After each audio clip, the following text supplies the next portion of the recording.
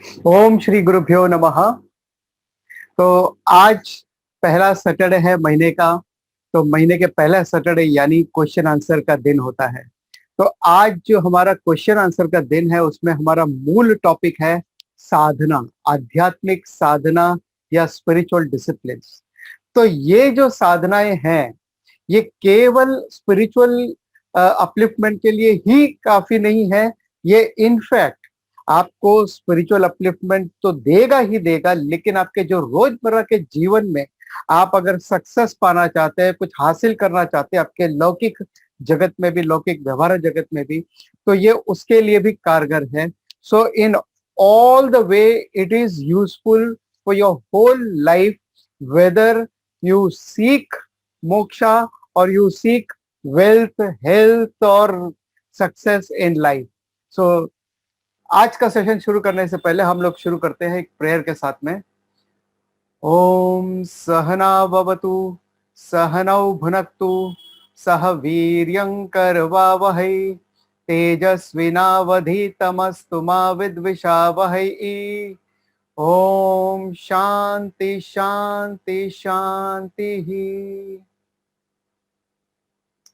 और एक और अनाउंसमेंट, इंपॉर्टेंट अनाउंसमेंट कि ये सेशन होने के बाद, नॉट दिस वीक मगर नेक्स्ट वीक यानी गुड़ी पाड़वा के दिन यानी 13 अप्रैल 2021, हो सकता है कुछ लोग इसको बाद में भी देखें, मगर 13 अप्रैल 2021 से हम एक शुरू कर रहे एक नई सीरीज साधना के ऊपर डिटेल डिस्कशन। वो एक इंटरैक्टिव सेशन होगा that will be on every Thursday 7:30 to 8:30 p.m. I repeat, every Thursday, हर गुरुवार को 7:30 से 8:30 बजे के बीच में होगा। और उसके ऊपर हम अपनी साधना कैसे करें, अपने स्ट्रेस को कैसे कम करें, अपने जीवन में सक्सेस को कैसे हासिल करें, मेंटल पीस वगैरह कैसे डेवलप करें, तो ये सारी बातें हम उस पर डिटेल में डिस्कस करेंगे स्टेप बाय स्टेप। लेकिन जो हमारा पहला सेशन है वो मंगलवार को है, गुड़ी पाड़वा के दिन 7:30 से 8:30 बजे, 13 अप्रैल 2021 से शुरू होगा ये। और ये केवल जूम पर होगा, ये यूट्यूब पर लाइव नहीं होगा, because it is more interactive session और ये बहुत इंटेंस रहेगा, डेप्थ में रहेगा, ताकि आप अपने आप को ग्रो कर सके, डेवलप कर सके, मोल्ड कर सके। तो चलिए शुरू करते हैं हम अपने आज के सेशन के साथ में। तो हमारा पहला क्वेश्चन है सुभा पंसारे जी का। Can you explain in brief what is meant by sadhana? साधना का मतलब क्या है? क्या आप उसको ब्रीफली बता सकते हैं? राइट। तो sadhana is a means to reach an end. साधना एक जरिया है, एक तरीका, एक टूल है जिसके माध्यम से आप अपने लक्ष्य को पाते हैं। तो लक्ष्य तक पहुंचने के लिए एक जरिया है। और आपका गोल, लक्ष्य कुछ भी हो सकता है, वो चाहे आपका है स्पिरिचुअल गोल हो सकता है, मोक्षा गोल हो सकता है, या आपका सेल्फ डेवलपमेंट गोल हो सकता है, या हेल्थ है, आपको अपनी हेल्थ को इंप्रूव करना है, वेट लॉस करना है, या वेल्थ को इंप्रूव करना है, या अपने बिजनेस में, प्रोफेशन में सक्सेस हासिल करनी है। हर कैटेगरी में, हर लेवल पे ये साधना यूजफुल होते हैं। So sadhana is not an end by itself, यानी ऐसा नहीं कि हम साधना में उलझ के रह जाए। साधना का पर्पस है कि ये आपको मंजिल तक पहुंचाना है। जैसे ट्रेन आपको डेस्टिनेशन तक पहुंचाती है, उसके बाद आप ट्रेन को छोड़ देते हो, उसी तरह ये आपको डेस्टिनेशन तक पहुंचाने का काम करता है, उसके बाद आप छोड़ देते हो। अब हम चलते हैं अपने दूसरे क्वेश्चन की तरफ।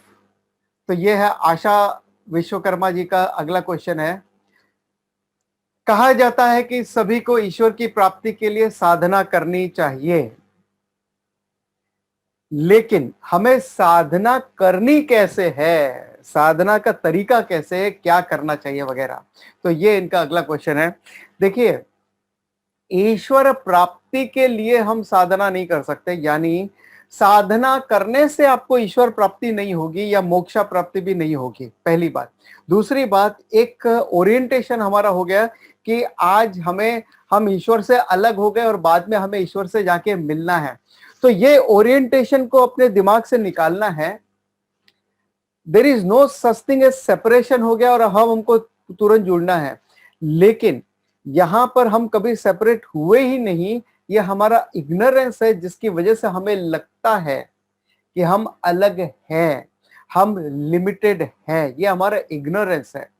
तो साधना का जो पर्पस है वो ईश्वर प्राप्ति नहीं है, लेकिन ज्ञानम से अज्ञानम का निवारण करना है।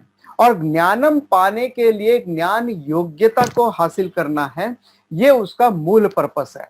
अब इनका दूसरा पार्ट है क्वेश्चन का, हमें साधना करनी कैसे है। देखिए, मूल रूप से दो तरह की साधना है यहाँ पे। पहला है कर्म, दूसरा है ज्ञान योग। तो पहला जो कर्म योग है वो बड़ा वास्ट है। कर्म योगा में आपके पास एक फिजिकल लेवल पे भी आ जाता है, स्पीच लेवल पे भी है, मेंटल इमोशनल लेवल पे भी है, इंटेलेक्चुअल लेवल पे भी है। हर एक लेवल पे आ जाता है कर्म आपका। और उसमें मूल बात है ईश्वर अर्पण भाव से कर्म करना है और प्रसाद बुद्धि से जो आपको फल मिलता है उसको एक्सेप्ट करना है। इसके अलावा अष्टांग योग, संपूर्ण अष्टांग योग जो है वो भी कर्मा में आ जाता है। In fact meditation is also part of Karma, वो मानसम कर्मा है। सो अष्टांग योग में जैसे यम, नियम, आसन, प्राणायाम, प्रत्याहार, धारणा, ध्यान, समाधि, ये सारे स्टेजेस जो है वो हम लोग डिस्कस करेंगे डिटेल में अपने साधना के विषय में जब भी हम डिस्कस करेंगे। तो ये है पूरा कर्म योगा। इनफैक्ट उपासना जो हमने कहा या मेडिटेशन भी जो है, it is a part of Karma only, क्योंकि ये मानसम कर्मा है, मेंटल एक्टिविटी है, इसलिए it is a part of Karma only, it is not separate. और ध्यान रहे ये कर्मा करके आपको मोक्षा नहीं मिलेगा। कर्मा से आपको ज्ञान योग्यता मिलेगी, चित्त शुद्धि प्राप्त होगी। दूसरी मुख्य साधना है जो सबसे इंपॉर्टेंट साधना है वो है ज्ञान योग, जिसकी वजह से आप कह सकते हैं कि हमें मोक्षा मिलता है। लेकिन ज्ञानम क्या करता है कि आपके इग्नोरेंस को मिटा देता है। तो मोक्षा यानी आप ऑलरेडी मुक्त हो, वो आपको रिवील हो जाता है कि आप ऑलरेडी मुक्त हो। पहले आपको पता नहीं था, अब आपको पता चल जाता है कि आप ऑलरेडी मुक्त हो।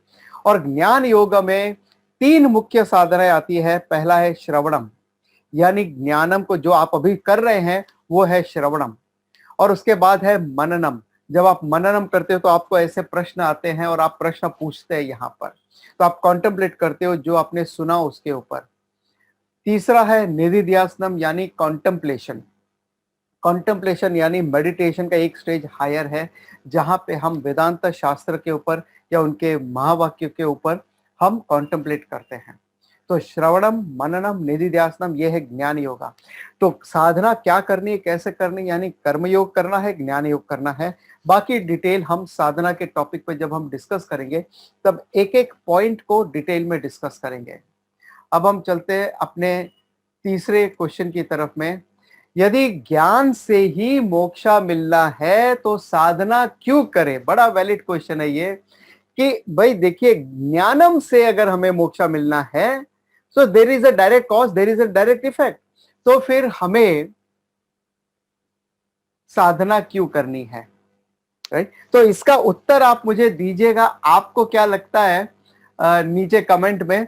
और I will come back to this question again later और may be at the end, मगर आप मुझे नीचे कमेंट करके बताइएगा। इसके अलावा अगर आपके और भी कुछ क्वेश्चन है, कमेंट है, तो मैं आपको कमेंट पे रिप्लाई कर दूंगा उसका। अब हम चलते हैं अपने अगले चौथे क्वेश्चन की तरफ में। तो चौथा क्वेश्चन है हमारा शुभा पंसारी जी का। How should we do our sadhana on regular basis to attain moksha. मोक्षा पाने के लिए on daily basis, regular basis में हम क्या साधना करें। क्या यहाँ कोई पर्टिकुलर साधना है कि भाई सुबह 2 घंटे हमको ये करना है, जैसे योगासन कर लिया, दो वगैरह वगैरह ये कर लिया, शाम को ये कर लिया वगैरह। तो क्या ऐसा कुछ है कि सुबह ये है पर्टिकुलर साधना है, शाम की ये है, दोपहर की ये है। क्या इस तरह की कोई पर्टिकुलर साधना है जो हमारे शास्त्रों में मेंशन किया या प्रिस्क्राइब किया गया है? जैसे मेडिकल प्रैक्टिशनर होते हैं जो सजेस्ट करते हैं इस बीमारी के लिए आप ये दवा लीजिए, ये एक्सरसाइज कीजिए वगैरह। क्या ऐसा कुछ है which we need to follow on daily basis?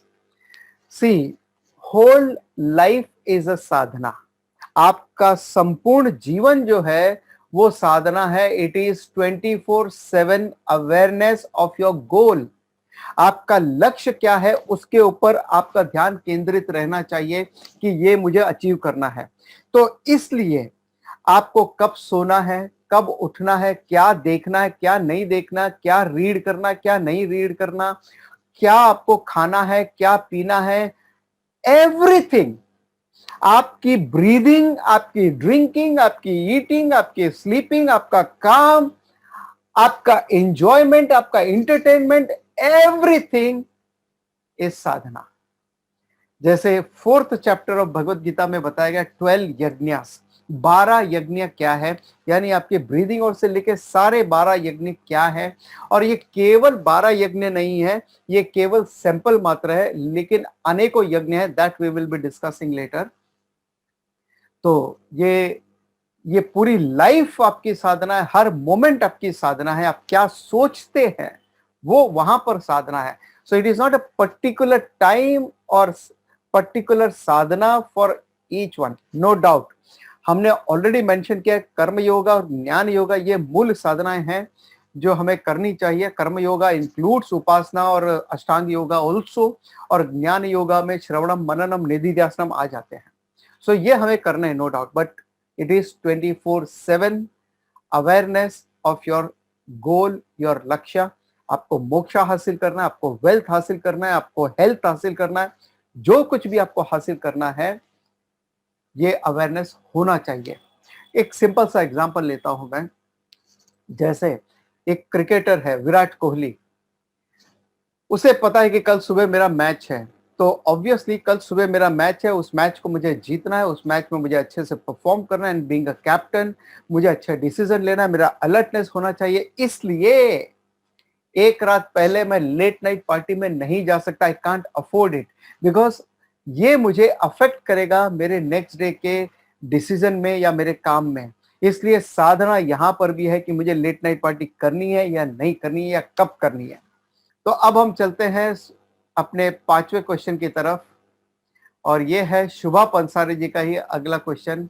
इस साधना जस्ट अ फिजिकल एक्टिविटी और अ मेंटल एक्टिविटी और includes both?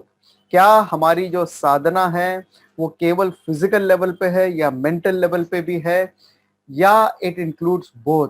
It includes all levels. मुख्य रूप से 3 लेवल है, कायिकम यानी फिजिकल लेवल, वाचिकम यानी speech level which was not mention here, और तीसरा है मानसम यानी मेंटल लेवल। और उसके अलावा आपके इंद्रियां, आप अपने इंद्रियों से क्या ग्रहण करते और क्या एक्शन आप परफॉर्म करते, क्या बोलते वगैरह, वाक तपस, एवरीथिंग इज इन्वॉल्व। चौथा, आपका इंटेलेक्चुअल लेवल पे भी आप क्या पढ़ते हो, क्या सोचते हो, कैसा सोचते हो, वो सब। और छठा है, पांचवा था इंटेलेक्चुअल, और छठा है मटेरियल लेवल पे भी आप कैसे धन एकत्रित करते, इकट्ठा करते हैं, क्या वो धर्म के रास्ते पे चल के इकट्ठा करते हैं, आप कैसे इंजॉय करते हो, कैसे आप अपने धन को स्पेंड करते हैं, वो सारी बातें साधना के अंतर्गत आती है।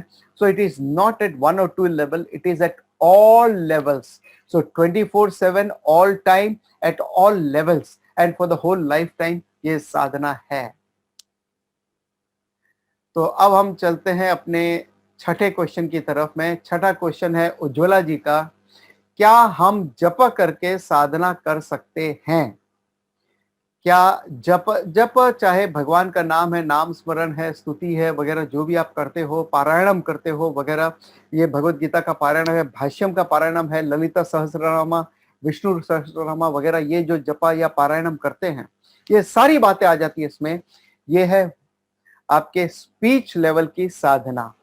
तो चाहे आप मेंटली भी जपा करो या स्पीच लेवल पे भी करो, yes, it is a part of Sadhana and it is very very helpful.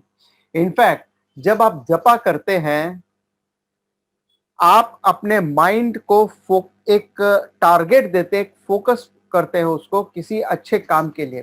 तो ऐसे समय में वो दिमाग आपका, जो माइंड है आपका, जो गलत दिशाओं में भटकता है, गलत काम करता है, वो उसको आप सही दिशा दे रहे हो।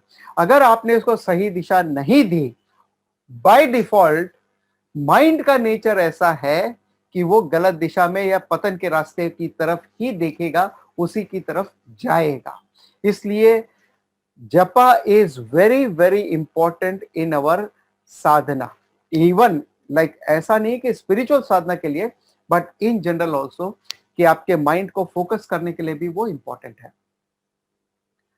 अब उज्ज्वला जी का ही एक और क्वेश्चन है यहाँ, 7वां क्वेश्चन है, what is the difference between Sadhana and भक्ति? साधना और भक्ति में क्या फर्क है? देखिए, साधना एक टूल्स है, एक मीन्स है अपने लक्ष्य तक पहुंचने के लिए, और भक्ति एक भाव है, एक बेस है, आधार है, यानी surrender to lord, surrender to Ishwar, surrender to the goal. उस गोल के पीछे पहुंचने के लिए वो एक भावना है, आपका इमोशन है, जो सरेंडर का भाव है। यहाँ मेनली ईश्वर के प्रति जो सरेंडर है, गुरु के प्रति जो सरेंडर है, शास्त्र के प्रति जो सरेंडर है वगैरह, ये भाव है भक्ति। भक्ति के बिना न कर्म योग आपका फलित होगा, न ज्ञान योग आपका फलित होगा। सो भक्ति is the base. It is simple example मैं लेता हूं, अगर आपको कोई हार्ड मेटल कट करना है तो आप एक एक्सा ब्लेड लोगे और वो मेटल से कट करोगे, लेकिन it is very tough to cut that. तो उसको कट करने के लिए वो क्या करते कि उसमें कुछ लुब्रिकेशन, थोड़ा सा ऑयल या थोड़ा सा फ्लूइड है, वो उसके ऊपर पोर करते हैं, करते रहते हैं उसको कटिंग करते वक्त, ताकि वो जो आयन है, मेटल है, उसको हम स्मूथली कट कर सके। तो ये काम है भक्ति का। फिर वो चाहे आप कर्मा करो या ज्ञानम से करो, तो भक्ति जो है उसको आपके रास्ते को स्मूथ कर देता है, आपकी जर्नी को बड़ा स्मूथ कर देता है।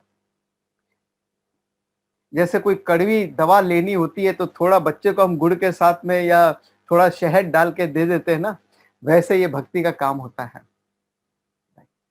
तो अब हम चलते अपने 8वें क्वेश्चन की तरफ। अगला क्वेश्चन है पवित्रा जी का, when there is a vacuum the mind continuously ponder over the desired object.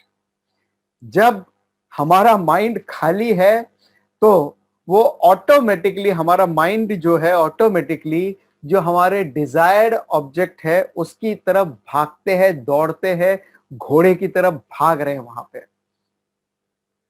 और जबकि हमें यह पता है कि ये जो वैक्यूम है ये हम ही ने क्रिएट किया है, so where we know it's a vacuum created by us only. तो उनका मूल क्वेश्चन है यहां पे, what should one do at such moment when the desire is completely overshadowed the बुद्धि? जब आपकी डिजायर पूरी तरह से आपके बुद्धि को वश में कर लेती है, तो ऐसे समय में इंसान क्या कर सकता है? देखिए, जो हमारा वॉइड है, लकूना है, वो क्यों आया है? Because of our ignorance. Ignorance of what? मैं परिपूर्ण हूं, ये मेरा इग्नोरेंस है, जिसकी वजह से मुझे ये कई तरह के डिजायर्स है। Bhagavad Gita chapter 2 suggest, Bhagavad Gita chapter 2 verse 62-63 जो है वो बताते हैं कि पतन का रास्ता क्या है, what is the ladder of fall. तो वो है पहला सेंस ऑब्जेक्ट।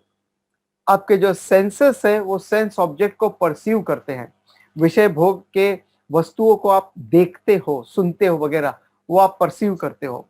तो पहले सेंसेस चले गए, एक बार सेंसेस चले गए तो वो आपके माइंड को पुल करता है। फिर जब आपका माइंड चला गया तो आपका माइंड आपकी बुद्धि को पुल करता है। जब आपकी बुद्धि चली गई तो श्लोका कहता है इट इज महति विनष्टि, यानी destruction is completed once you lose your buddhi. क्योंकि वही एक टूल है जिसकी वजह से आप अपने माइंड को चैनलाइज कर सकते हैं। अगर वही चला गया, वही आपके वश में नहीं है, तो आप, it's like destruction is completed, you can do anything. लेकिन आप जब ये माइंड पूरी तरह से चला जाए तब कुछ नहीं कर सकते, लेकिन उसके पहले आप अपने माइंड को, अपनी बुद्धि को प्रिपेयर कर सकते हैं। इट्स लाइक सिंपल थिंग है। जब टीन एज में आते हैं तो माँ बाप कहते हैं कि हमारे बच्चे इतने बिगड़ गए, अब आजकल तो मेरी बात ही नहीं मानते, सुनते ही नहीं है, समझते नहीं है, कुछ नहीं करते हैं। तो ये चीज आपने आज आप देख रहे हो कि आपके जो टीनेजर बच्चे हैं वो आपकी बिल्कुल नहीं सुन रहे, वो गलत काम कर रहे। मान लो कि वो सही में गलत काम कर भी रहे हैं, चलो, नॉट ऑल द टाइम, लेकिन अगर मान लो कि वो सही में गलत काम कर भी रहे हैं, सो ये जो करेक्शन था ये आपने पहले करना चाहिए। तो जिसको हम कहते हैं बाल संस्कार, यानी वो कोख में बच्चा आने से पहले जो संस्कार उसको देने चाहिए वहां से वो उसको मिला नहीं। उसके बाद में भी बच्चा बदमाशी कर रहा है तो आपने सीधा उसके हाथ में मोबाइल थमा दिया कि जा बेटा जो मस्ती करना है कर, इसके साथ में कर। फिर आप कहोगे कि बच्चा मोबाइल छोड़ता ही नहीं है, उससे अटैच हो गया। जब बच्चा कुछ खाना नहीं खाता है, जैसे एक बच्चा था खाना नहीं खाता है तो उसके पेरेंट्स ने उसको कहा चल बेटा तुझे पानी नहीं पीना है, दूध नहीं पीना है, पेप्सी पी ले या ये चिप्स खा ले। तो अब वो बच्चा जो है वो भी पेपी, पर्टिकुलर चिप्स थे कोई, वो कहता है बच्चा कि वो पेपी ही चाहिए या मुझे कोका कोला ही चाहिए, दूसरा कोई कोल्ड ड्रिंक नहीं चाहिए मुझे। वो इतना एडिक्टेड हो गया कि अगर उसको वो नहीं मिलेगा, 3 साल का बच्चा है लेकिन इतना एडिक्टेड हो गया कि उसको नहीं मिले तो अब माँ बाप परेशान है कि ये ऐसे परेशान कर रहा है। क्योंकि गलती माँ बाप की थी, बचपन में सही संस्कार नहीं दिए गए थे। तो जब हम साधना के बारे में बात करेंगे तो ये सारी बातें होंगी कि बचपन के संस्कार, बाल संस्कार कैसे दिया जाना चाहिए अपने बच्चों को। सो एनीवे, ये माइंड का स्वभाव है कि कहते ना खाली दिमाग शैतान का घर है। तो माइंड का स्वभाव है भटकना। माइंड का स्वभाव है कि अपने अंदर की लकूना को, एम्प्टीनेस को भरने के लिए जो इंस्टेंट प्लेजर मिलता है, वो ये नहीं देखता कि सही गलत क्या है, लेकिन जो कुछ इंस्टेंट प्लेजर मिलता है उसकी तरफ वो जाता है। सो अब ऐसे माइंड को क्या करना चाहिए? तो सबसे पहले ऐसे माइंड को हमें एक फिक्सेशन देना जरूरी है। माइंड को एक लक्ष्य देना, एक गोल देना जरूरी है। जैसे मैंने जपा के लिए बताया था, जैसे हम जपा और करते वैसे ही माइंड को एक लक्ष्य देना कोई जरूरी है। चाहे वो हायर कॉज है, अच्छे कार्य के लिए कुछ करता है। अगर आपके पास कुछ खाली समय है या नहीं भी है, किसी के पास कभी भी खाली समय नहीं होता है, लेकिन जब ज्यादा काम होता है तो ज्यादा काम भी उसी समय में वो पूरा कर लेते हैं। अंबानी के पास भी 24 आवर्स है और वो जो काम वाली बाई है उसके पास भी 24 आवर्स है, और वो जो भिखारी है उसके पास भी 24 आवर्स है, लेकिन टाइम किसी के पास नहीं है। सो इन शॉर्ट, टाइम इसलिए नहीं है क्योंकि हमें टाइम की वैल्यू नहीं है, उसका सही यूटिलाइजेशन नहीं है। तो जब आपका माइंड को आप फिक्स करते हो गोल की तरफ, तो हो सकता है वो गोल एक आपके जपा हो या कोई थॉट है, मेडिटेशन वगैरह, या हो सकता है आप वैसे समय में आप किसी की सेवा करें, आप अपने जीवन में निकाले कि भाई मुझे अपने लाइफ में ये एक छोटा सा काम करना है, चाहे वो प्लांटेशन का काम है या गरीबों की मदद करना है, या जो अनपढ़ बच्चे हैं उन बच्चों को पढ़ाना है, फ्री एजुकेशन देना है वगैरह, कोई भी काम हो सकता है। तो अपने माइंड को अपने कर्म में ऐसे काम को इन्वॉल्व कीजिए जिससे आपको चित्त शुद्धि भी प्राप्त होती है और आपका माइंड जो भटक रहा है वो नहीं भटकेगा। और माइंड के भटकने का एक और कारण है कि ज्यादा जब हम अपने बारे में सोचते हैं, सेल्फिशनेस जब ज्यादा होता है तो माइंड ज्यादा भटकता है, या डिजायर्स ज्यादा है तो माइंड ज्यादा भटकता है। अगर आप उसको गोल नहीं दे सकते और राइट नाउ अगर भटक रहा है, आप उसको डाइवर्ट कीजिए।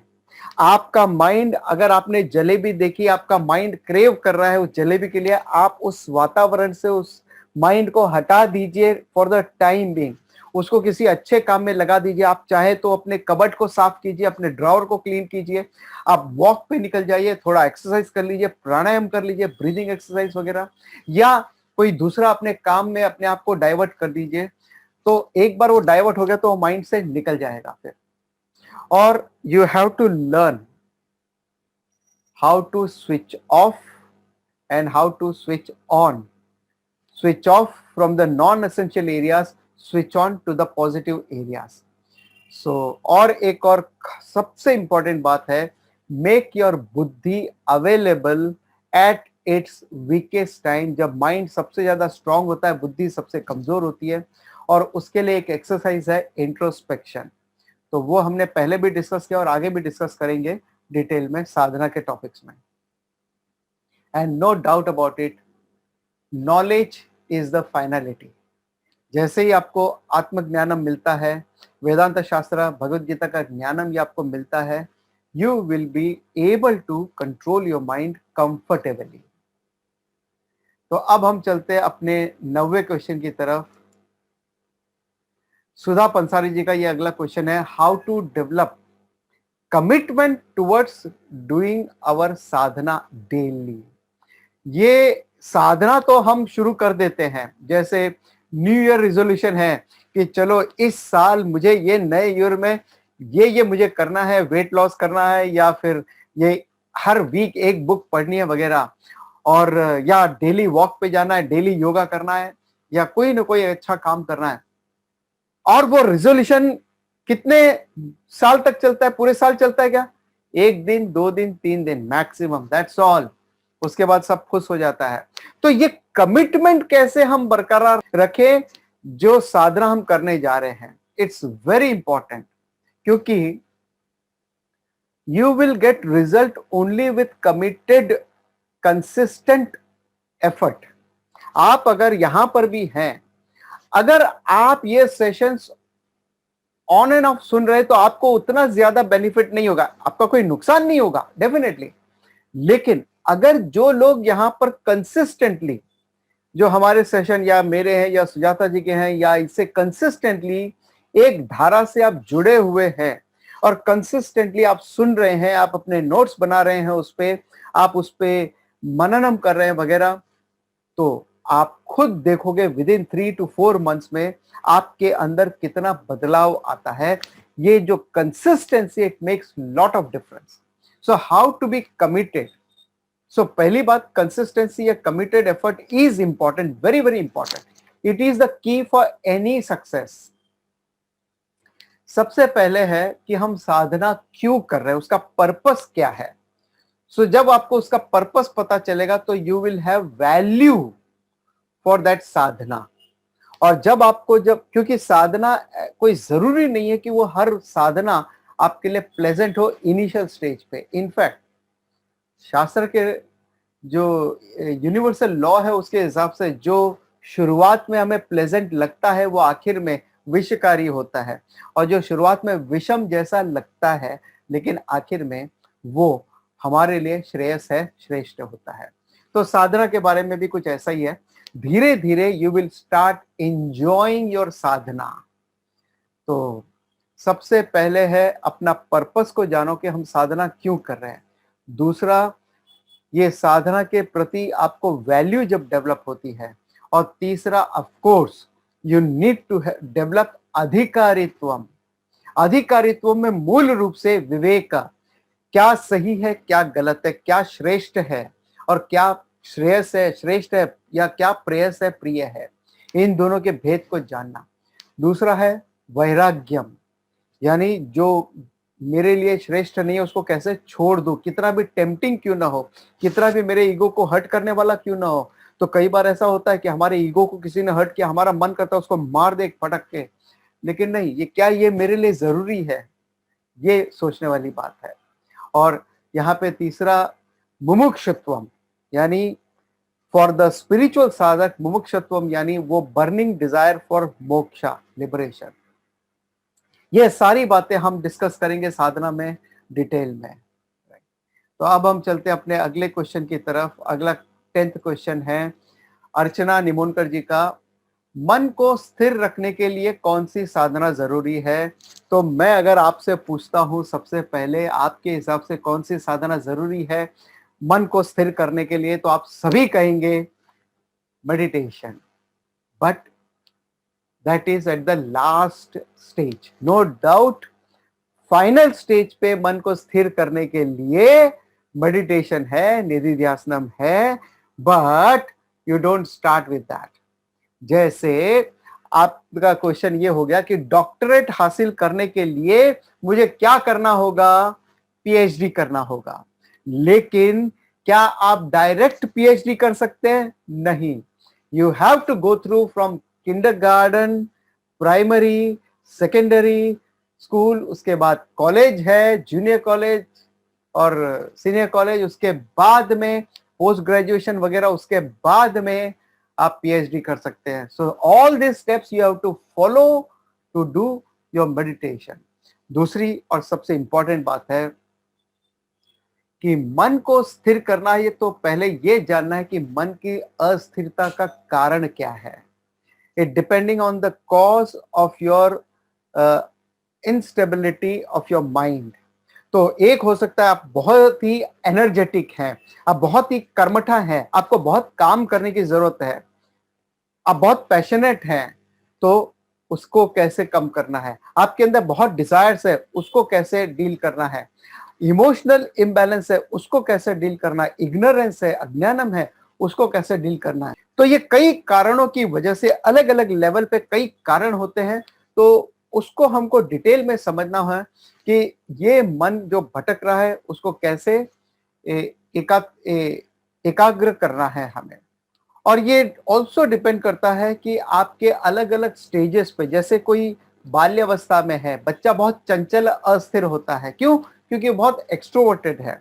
लेकिन जो रिटायर्ड पर्सन है, जिसने अपने जीवन में बहुत अनुभव हासिल कर लिया, बहुत कुछ सीख लिया है, अनुभव काफी नहीं है लेकिन उन अनुभव से उसने जिसने बहुत कुछ सीख लिया हो, तो वो, अगर आप देखो, मैच्योर्ड पर्सन है, वो थोड़ा रिफाइंड पर्सन है, वो सेटिस्फाइड पर्सन है. तो उसके मन के भटकना जो है उसको रोकने के लिए अलग उपाय है, बच्चे के मन को रोकने के लिए अलग उपाय है. Don't recommend meditation for kids. I repeat, don't recommend or don't force meditation for kids. Meditation is not meant for kids. और या हर वो व्यक्ति जो एंजाइटी वाला है या जिनको साइकोलॉजिकल प्रॉब्लम भी होती है या इस तरह का, उन्होंने मेडिटेशन बिल्कुल नहीं करना चाहिए. It is more harmful, which we will be discussing later in detail.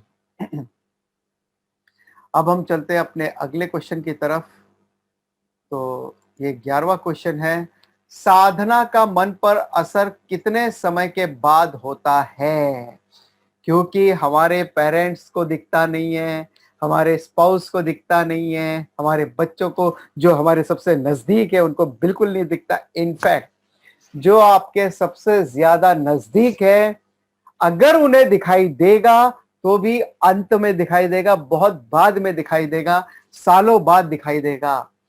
लेकिन साधना का असर, कोई भी आप कर्म करते हो उसका इफेक्ट मिलना तो तुरंत शुरू हो जाता है, बट वो मैनिफेस्ट होने में टाइम ले सकता है. जैसे अभी तक हमने 10 क्वेश्चन, ये 11वां क्वेश्चन हम डिस्कस कर रहे हैं, तो I am sure about it कि भाई 10 क्वेश्चन ने कुछ ना कुछ तो परिवर्तन आपके दिमाग में लाया ही होगा. डेफिनेटली लाया या नहीं लाया, अभी तक के क्वेश्चन में आपके परिवर्तन कुछ आया या नहीं आया, आप मुझे बताइएगा कि क्या कुछ फर्क पड़ा या नहीं पड़ा.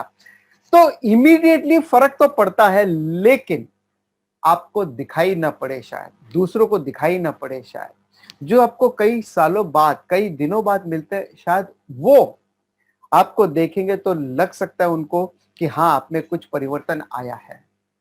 जैसे फिजिकल बॉडी कॉन्स्टेंटली बदल रही है, लेकिन आप परिवर्तन कब देखते हो? जब 5 साल पुराना फोटो और अभी का फोटो देखोगे तो आपको मालूम पड़ेगा कि हाँ, परिवर्तन है.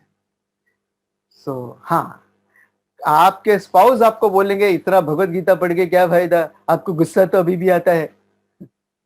या वो आपसे एक्सपेक्ट करेंगे कि भाई आपने अगर एक सेशन भी भगवत गीता का पढ़ा है या अध्यात्म का पढ़ा है, एक सेशन भी अटेंड किया है, तो भाई आप संत महात्मा हो जाने चाहिए और जो उनके नॉर्म्स है उनके हिसाब से आपको चलना चाहिए, न कि आपको अपने हिसाब से चलना चाहिए. तो ये उनका एक्सपेक्टेशन है. We can't do anything for that, right. So उनके हिसाब से आपको जज नहीं करना है. और इसके ऊपर कि हमारी आध्यात्मिक प्रगति कैसे है, उसको हम कैसे जज करें, कैसे एनालाइज करें कि हम आध्यात्मिकली इवॉल्व हो रहे या नहीं हो रहे, तो इसके ऊपर ऑलरेडी हमारा एक वीडियो है यूट्यूब में, बहुत पुराना वीडियो है, मगर आप देख सकते हैं आध्यात्मिक व्यक्ति की क्या पहचान है वगैरह. सो हमारा अगला क्वेश्चन है 12वां क्वेश्चन, भगवत गीता के छठे अध्याय में भगवान ने जो समाधि के लिए 7 स्टेजेस बताई हैं, क्या वो एक साधक पा सकता है? बिल्कुल पा सकता है। अगर भगवत गीता में कहा है तो भगवान ने कहा है, तो भगवान के एश्योरेंस है। लेकिन ये अष्टांग योग के 8 स्टेप्स है, उसमें 7 स्टेजेस है जो आपको फाइनली समाधि तक ले जाते हैं। और ये अष्टांग योग को हमने छठे अध्याय में पूरी तरह से एक्सप्लेन किया था, क्योंकि ये साधना, पूरे अष्टांग योग जो है वो आपको क्वालिफाइड करती है मेडिटेशन के लिए finally, right? So of course yes, it is working, it is definitely working undoubtedly. तो श्रीलता जी का है 13th question, why with some people around us we feel energetic and with some people we feel low? ऐसा क्यों होता है कि कुछ लोगों के संगत में रह के हम अपने आप को बहुत ही एनर्जेटिक फील करते हैं, और कुछ लोगों की संगत में रह के अपने आप को बहुत डल और मेलंकली और उदास फील करते हैं, और बहुत ही पेसिमिस्ट फील करते हैं। Is it related to adhyatma? If yes, how to handle this? देखिए, हर एक व्यक्ति का अपना नेचर होता है, सात्विक, राजसिक और तामसिक। तो अगर आप जितना सात्विक गुण वालों के साथ में रहोगे, उतना आप ज्यादा खुश रहोगे, प्रसन्नचित रहोगे। ऑटोमेटिकली कोई डिस्कशन ना भी हो, लेकिन आप एनर्जेटिक फील करोगे। सो इन शॉर्ट, और दूसरी तरफ अगर तामसिक है, जो पेसिमिस्ट है, उनके पास में अगर आप रहोगे तो आप बहुत ही रिजेक्टेड, डिजेक्टेड फील करोगे। तो it influence at the initial stage of your sadhana या journey of your spiritual upliftment में, इनिशियल स्टेज में आपको ये बहुत अफेक्ट कर सकता है।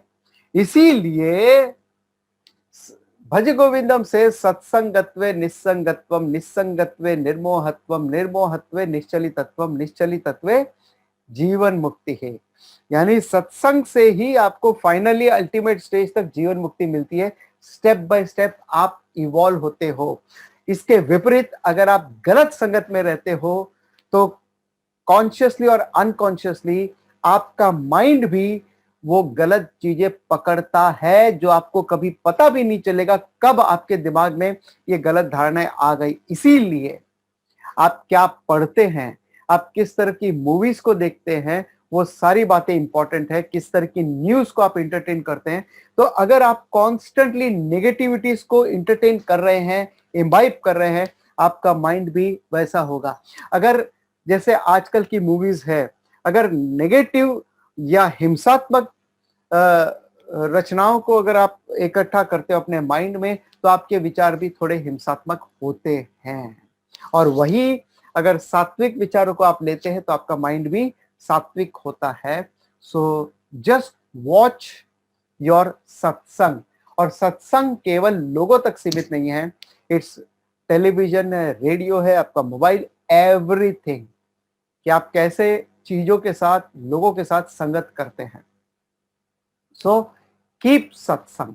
जैसे फॉर एग्जाम्पल जो किड्स, एक सिंपल एग्जाम्पल है, जो बच्चे हैं, जब वो इंजॉय करना चाहते हैं तो वो ये चाहेंगे कि वो अपने पीयर्स के साथ में, अपने बराबर वालों के साथ में इंजॉय कर सकते हैं। बच्चे बच्चे अनजान भी है, लेकिन आपस में घुल मिल जाते हैं। लेकिन यही अगर वो आप बोलो कि चलो भाई तुमको घूमने फिरने जाना है, चलो मेरे साथ चलो, हम लोग चलते हैं, घूमने फिरने चलते हैं, he may not be able to enjoy that much. क्यों? Gunas are not matching. उनकी पैशन, उनकी डिजायर्स, उनकी बातचीत, उनका सोचना सब अलग है with reference to your thinking etcetera. तो वो जो गुणास के जो अनमैच्ड है, इसलिए वो एंजॉय नहीं कर पाते हैं। सो नो डाउट अल्टीमेटली आपको इस बात से भी ऊपर उठना ही है कि कैसे ये चीज आपको अफेक्ट ना करे। But that is at the latest stage. But don't take chances. Yes, keep yourself away from dussangat and develop more sattvaguna in you, ताकि आपके पास भी लोग आना पसंद करें।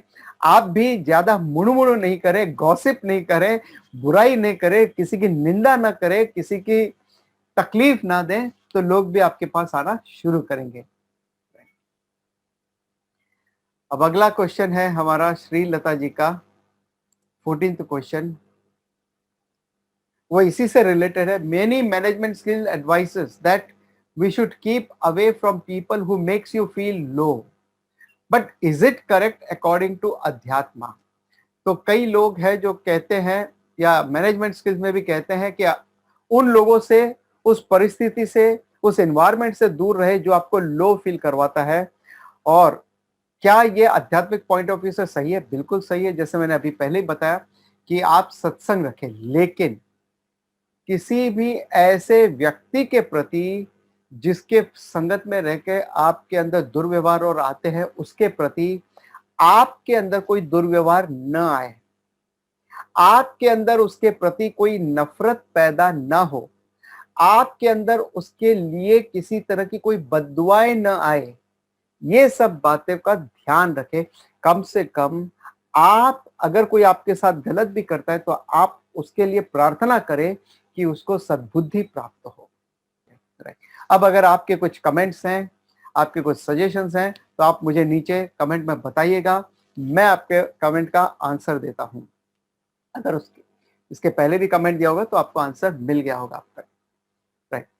इसके अलावा अगेन आई एम रिपीटिंग, हम लोग शुरू करने जा रहे हैं साधना के ऊपर एक ऑनलाइन सेशन जो केवल जूम पर होगा और कोई भी उसमें ज्वाइन कर सकता है अबाउट द एज ऑफ 15 या 12 के ऊपर। जो भी मैच्योर्ड पर्सन है, अबाउट 12 इयर्स जो भी मैच्योर्ड पर्सन है वो इसमें ज्वाइन कर सकता है।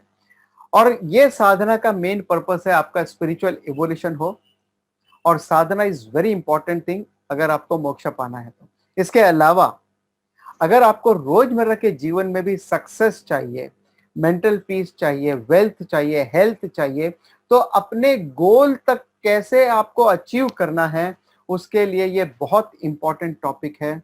So please stay tune with us, और हमारे जो टेलीग्राम ग्रुप है उससे आप जुड़ जाइए, तो वहां पर हम आपको अपडेट करते रहेंगे साधना टॉपिक के बारे में, और उस ग्रुप में हम आपको लिंक भी भेज देंगे, आपको ज्वाइन कर लेंगे उस ग्रुप में। और ये रिस्ट्रिक्टेड ग्रुप रहेगा, ये जूम पर होगा, ये यूट्यूब पर लाइव नहीं होगा, राइट। ओके, सो इसी के साथ हम कंक्लूड करते हैं अपना ये 10th Q&A session related to sadhana spiritual disciplines. ओम तत्सत। ओम पूर्णमदः पूर्णमिदं पूर्णात् पूर्णमुदच्यते पूर्णस्य पूर्णमादाय पूर्णमेवावशिष्यते। ओम शांति शांति शांति।